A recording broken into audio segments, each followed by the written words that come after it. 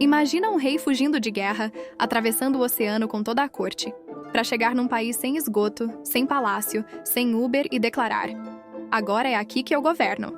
Fica comigo até o fim e você vai entender como a maior fuga da história virou o começo do Brasil como a gente conhece, com direito a intriga, luxo, dengue e pastel de Belém tropicalizado.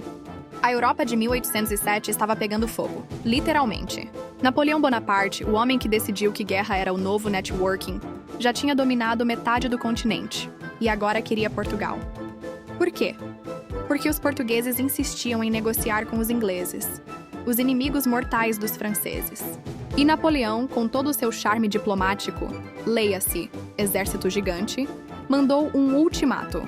Ou rompe com a Inglaterra, ou eu invado. Portugal fez o quê? Pensou e decidiu fugir. Sim, fugir. Dom João VI, que na época era apenas o príncipe regente, porque a mãe, Dona Maria I, estava, digamos, em outra dimensão mental, tomou uma decisão histórica.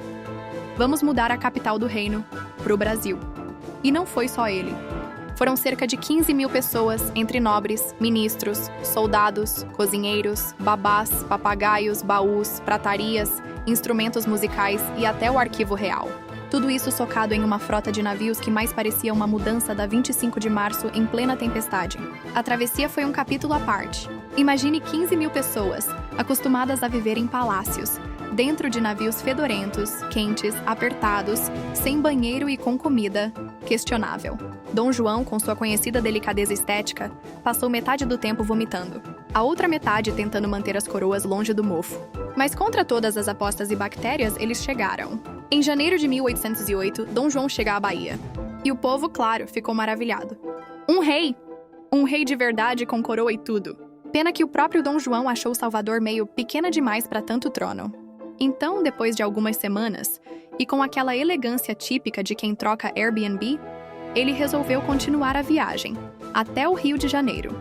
E foi lá que tudo começou de verdade. O Rio em 1808 era caótico. Casas simples, ruas de barro, esgoto a céu aberto, calor, mosquitos. Ou seja, a Europa, só que ao contrário. Dom João ficou chocado. Mas como precisava ficar ali mesmo, foi tomando as melhores casas da cidade para abrigar a corte. Sim, se você tivesse uma casa boa, no centro podia acordar com um oficial batendo na porta e dizendo: parabéns! Sua casa agora pertence ao rei. Chique, né? Em fevereiro de 1808, Dom João fez algo que mudaria para sempre a história econômica do Brasil. A abertura dos portos às nações amigas. Traduzindo, agora o Brasil podia comercializar diretamente com outros países, principalmente a Inglaterra. Antes tudo tinha que passar por Portugal. Era como se o Brasil fosse um filho que só podia sair com a autorização da mãe.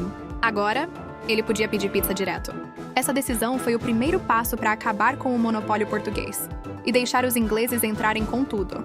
Spoiler, eles entraram. Dom João percebeu que o Brasil precisava de cara nova e mandou ver. Fundou os Banco do Brasil, com dinheiro que ninguém sabia de onde saiu.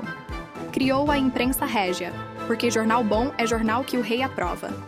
Fundou a Biblioteca Nacional, com livros trazidos da Europa e algumas edições que nem sabiam ler aqui. Criou escolas, teatros, jardins botânicos e transformou o Rio num pedaço barulhento e mal planejado da monarquia europeia. Ah, e claro, proibiu a Inquisição no Brasil. Ou seja, agora dava para viver, com um pouco menos de medo de ser queimado vivo. Enquanto a corte vivia banquetes, bailes e óperas, o povão continuava tentando não morrer de febre amarela e cachaça adulterada. Os nobres exigiam luxo, etiqueta, talheres de prata. Enquanto do lado de fora, o esgoto continuava passando na frente da casa de todo mundo, inclusive do palácio. A verdade é que a vinda da corte trouxe progresso, sim, mas também escancarou o abismo social. Era como se dois Brasis começassem a existir em paralelo. Vamos falar dela, Carlota Joaquina, a esposa de Dom João. Se você achava que as novelas da Globo exageravam, segura essa. Chamavam ela de feia, inclusive o próprio marido.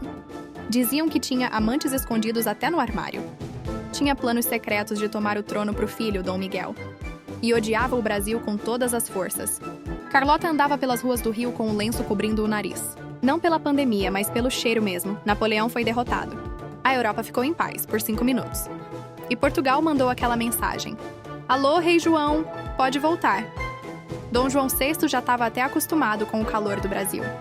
Mas o trono em Lisboa chamava forte. Em 1821, ele arrumou as malas, de novo. Deixou o filho Dom Pedro por aqui e voltou para a Europa. Mas antes de ir, deixou um recado. Pedro, se o povo quiser independência, faz. Mas com jeitinho, tá? E ele fez. Dom João ficou 13 anos no Brasil. Chegou fugindo, saiu como rei. E deixou um país 1000 vezes mais conectado com o mundo do que quando chegou. O Brasil passou de colônia atrasada à sede do Império. Teve banco, imprensa, universidade, comércio livre. Claro, também teve corrupção, favorecimento dos ingleses e uma aristocracia que aprendeu rapidinho a gostar de luxo tropical. Mas sem a vinda da corte, o Brasil talvez não tivesse estrutura nenhuma para virar independente. Depende. Se você era um comerciante em 1808, foi ótimo. Se você era um escravo, nada mudou. Se você era pobre, continuou pobre, só que com ópera tocando ao fundo.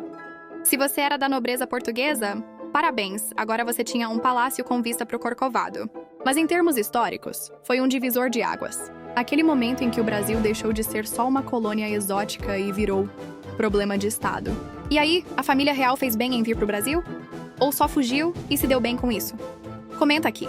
Quero saber o que você acha dessa mudança de endereço mais cara da história. Se inscreve no canal Olá Histórias. Aqui a gente traz o passado no colo, com sarcasmo, fatos e sem coroa na cabeça. Dá um like no vídeo porque esse trono aqui é você que decide. Nos vemos no próximo capítulo da nossa história. Fui!